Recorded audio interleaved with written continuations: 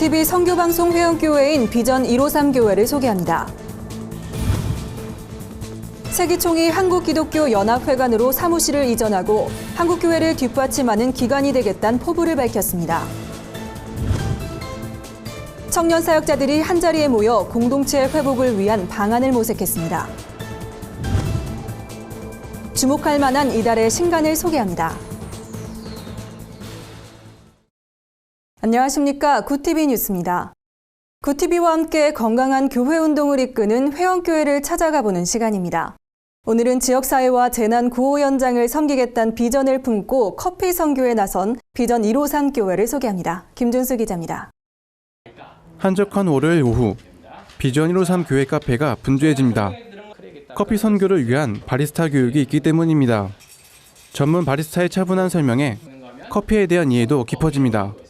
교회 개척 초기 군대 시스템을 도입해 교회를 성장시켰던 비전 153 교회 진충선 목사는 최근 커피 선교로 눈을 돌렸습니다. 지난해 10월엔 커피 선교의 뜻있는 일과 함께 국경 없는 바리스타라는 단체를 출범시키고 1기 학생들을 교육 중입니다.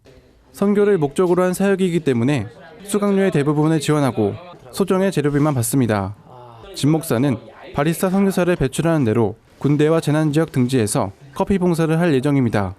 올해 6월엔 커피헌터라는 신문 발행도 준비하고 있습니다. 가장 정말 중요한 것은 바리스타 선교사 배출이에요. 선교사님들이 어느 나라에 가서 가장 손쉽게 문화 충격을 받지 않고 펼칠 수 있는 부분이 커피다.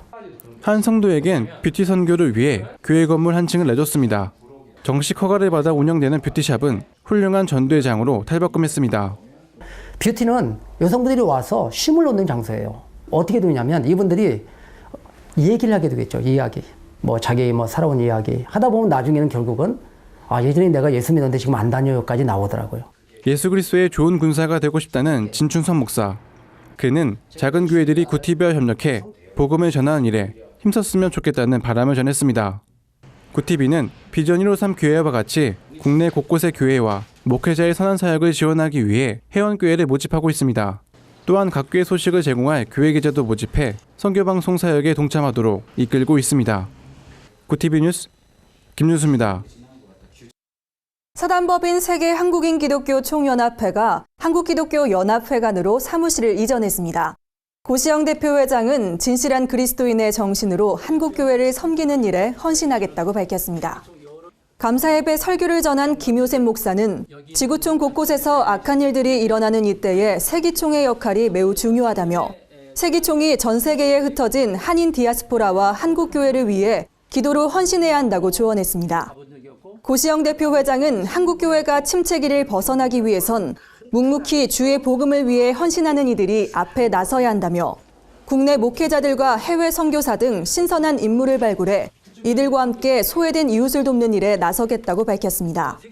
한편 세기총은 내달 2일부터 2박 3일간 한기총 한교연과 함께 다문화 가정 부모 초청 행사를 개최합니다. 이번 행사엔 몽골, 베트남 등 7개국에서 42가정이 한국을 방문할 예정입니다. 오늘의 사회 이슈를 김민정 기자가 종합해드립니다. 오늘의 이슈 포커스 김민정입니다. 서울시가 잠실 종합운동장 일대를 개발하는 대규모 프로젝트를 진행합니다. 2025년 완료 예정인 이번 프로젝트로 잠실 종합운동장 일대는 전시와 컨벤션, 스포츠, 공연, 엔터테인먼트 등의 시설이 어우러진 국제명소가 될 전망입니다. 아시아에서는 중국 광저우와 상하이에 이어 세 번째로 큰 규모입니다. 서울시는 국제공모를 통해 총 23개국에서 98건의 아이디어를 받아 이번 프로젝트의 마스터 플랜을 세웠다고 밝혔습니다. 조선업계와 해운업계의 구조조정으로 3만 4천여 명의 종사자들이 일자리를 잃을 것으로 보입니다. 업계에 따르면 조선업에서 3만 1천여 명, 해운업에서 3천여 명 정도가 실직할 것으로 내다봤습니다. 이는 전체 종사자의 10%를 웃도는 수치입니다. 올해 하반기 구조조정이 본격화되면 실제 감소 인원은 더 늘어날 것으로 보여 상당한 파장이 예상됩니다. 오는 2022년까지 고등학교 한 학급당 학생 수를 24명으로 줄이는 방안이 추진됩니다. 교육부는 중학교 자유학기제에서 진로 적성 교육을 경험한 학생들이 고교에 진학하는 점을 고려해 이 같은 계획을 마련했다고 밝혔습니다. 학생 선발 및 평가도 내신 성적보다 소질과 적성을 중시하는 방향으로 바뀌게 됩니다. 교육부는 학급당 학생 수가 줄면 협력, 탐구, 토론형 수업이 확산될 수 있을 것으로 전망했습니다. 한국인 남성에게 가장 많이 발생하는 암은 위암으로 알려져 있습니다. 그런데 한 조사 결과 대장암으로 바뀔 수 있다는 분석이 나왔습니다. 국립암센터 원영주 연구원 등은 올해 남성 대장암 신규 환자 수는 23,406명으로 남성 위암 신규 환자 수 23,355명을 뛰어넘을 것으로 예상했습니다. 대장암은 육식 위주의 식생활과 운동 부족 등이 주 원인인데요. 우리나라 국민의 식생활이 육식 위주로 변하면서 대장암 유병률이 증가한 데 따른 예측으로 풀이됩니다. 대한상공회의소가 5월 6일을 임시 공휴일로 지정해 줄 것을 정부에 건의했습니다. 소비 촉진과 내수 활성화를 위해서라는 게 그 이유인데요. 5월 6일이 임시 공휴일이 되면 총 나흘간의 연휴가 생깁니다. 대한상공회의소는 이 기간 동안 다양한 가족연휴 활동이 가능해지면 경제적 효과도 커질 것으로 기대했습니다. 이들은 5월 6일이 임시 공휴일로 지정될 경우 회원 기업에게 자율 휴무를 권장할 것이라고 밝혔습니다. 구티비 뉴스 김민정입니다. 이 시대 청년들이 겪고 있는 다양한 문제들은 한국 사회와 교회가 풀어야 할 숙제 중 하나인데요. 이러한 가운데 교회가 성경 공부나 양육 프로그램만 매달릴 것이 아니라 소통과 나눔의 공동체를 회복하는 데 힘써야 한다는 주장이 제기됐습니다. 정원희 기자입니다. 공동체에서 연대로라는 주제로 열린 제7회 청년사역 컨퍼런스는 경제와 주거, 교육 등 이 시대 청년들이 당면한 문제들에 대한 전문가들의 사례 발표와 토론으로 진행됐습니다. 이날 일상생활사역연구소 홍정환 위원은 교회들이 단지 성경 공부나 양육 프로그램에만 매달리고 있는 현실을 지적하며 일상 속 학습 공동체를 대안으로 제시했습니다. 홍 위원은 대부분의 교회가 시간적으로는 주일만, 공간적으로는 예배당 앞만을 강조하는 시각 속에서 정작 청년들이 대부분의 시간을 보내는 일상 속 신앙은 외면받아왔다고 전했습니다. 그는 교회의 청년들도 결국 일상을 살아가는 사람들인 만큼 일상을 함께 배우고 나눔으로써 세워가는 과정이 중요하다며 교회들이 청년들의 일과 사랑, 교육, 그리고 정치와 경제 생활에 이르기까지 모든 영역에 관심을 가질 것을 당부했습니다. 우리가 일상생활에서 하고 있는 평범한 일, 직업 또 아니면 다른 허드렛 일들이 하나님의 사역에 동참하는 것이 되고 있다라는 그러한 관점의 전환을 가져다주고, 그래서 교회에서 예배드리고 기도하고 찬양하는 것만큼이나 우리가 일상생활을 하는 것이 아주 중요하다라는 관점의 전환을 일으키고, 한편 교회 내 청년 사역의 현실을 지적하고 이를 개선하기 위해 시도했던 그간의 노력들을 소개한 높은 뜻 광성교회 이한일 목사는 청년 사역을 하며 겪어야 했던 시행착오들을 털어놔 눈길을 끌었습니다. 이 목사는 교회 안에서 성장지향적 교회관과 권위주의적 리더십 구조를 깨나가기 위해 노력하고 있다며 프로그램을 진행해 나가는 데 있어 시스템상 비효율성이 발생하는 등 어려움이 뒤따른다고 말했습니다. 그는 그러나 이것이 청년들에게 보다 가깝게 다가가고 청년들과 함께 호흡할 수 있는 기회가 됐다면서 여러 어려움 속에서도 하나님 나라의 가치와 비전을 경험하다 보니 계속해서 힘을 내고 있다고 밝혔습니다. 이 밖에도 이날 컨퍼런스에서는 청년들의 실업과 부채, 주거 등에 대한 발제가 펼쳐져 교회와 청년 사역자들이 건강한 청년 공동체를 세워나갈 수 있는 다양한 방안들이 논의됐습니다. 청년 사역자들이 상당히 창의적으로 자극도 받고 또 통찰도 얻어갈 수 있는 기회가 되면 참 좋겠다 싶습니다. 이런 과정을 통해서 사역자들이 우리가 해볼 수 있는 일에 대해서 훨씬 손에 잡히는 그런 안목을 좀 얻어가고 이렇게 하면 되겠구나 자신감도 좀 얻어가고요.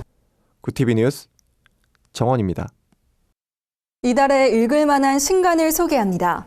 신경과 의사 크리스티안 구투 박사가 건강 강박증에 걸린 현대인들을 위한 책 나는 왜 늘 아픈가를 펴냈습니다. 국내 개봉을 기다리고 있는 영화 영메시아의 원작 소설도 만나봅니다.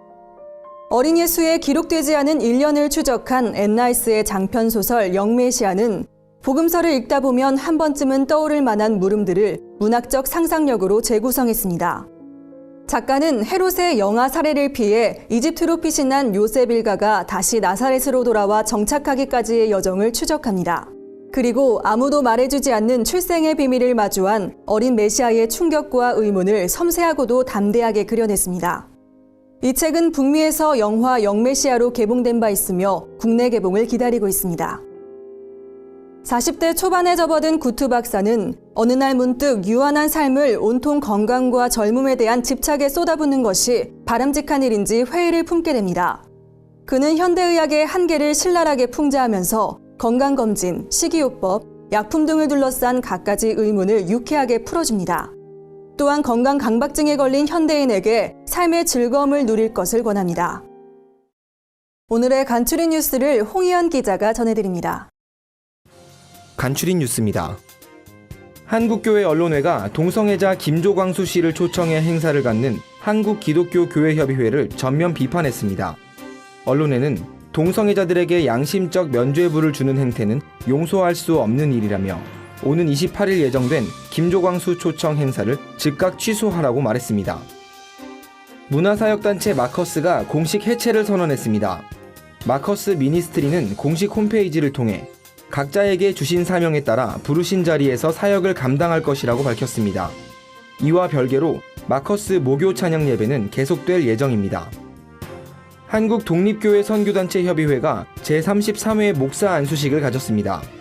목사 안수자들은 사역의 자리에서 마음을 다하고 목숨을 다해 소명에 순종하겠다고 다짐했습니다. 이번 목사 안수식에서는 총 107명의 후보생들이 안수를 받았습니다. 구세군 안산다문화센터가 법무부 안산지역연합회와 다문화기술학교 업무협약을 맺었습니다. 다문화기술학교는 학교에 다니지 못하는 이주민 청소년들이 기술을 통해 국가 자격증을 취득하도록 돕는 역할을 합니다. 법무부 안산지역연합회는 인턴십 형태로 졸업생들의 취업을 지원할 방침입니다. 구티비 뉴스 홍우연입니다. 이상으로 뉴스를 마칩니다. 구티비 뉴스는 인터넷 신문 뉴스미션을 통해서도 보실 수 있습니다. 시청해주신 여러분 고맙습니다.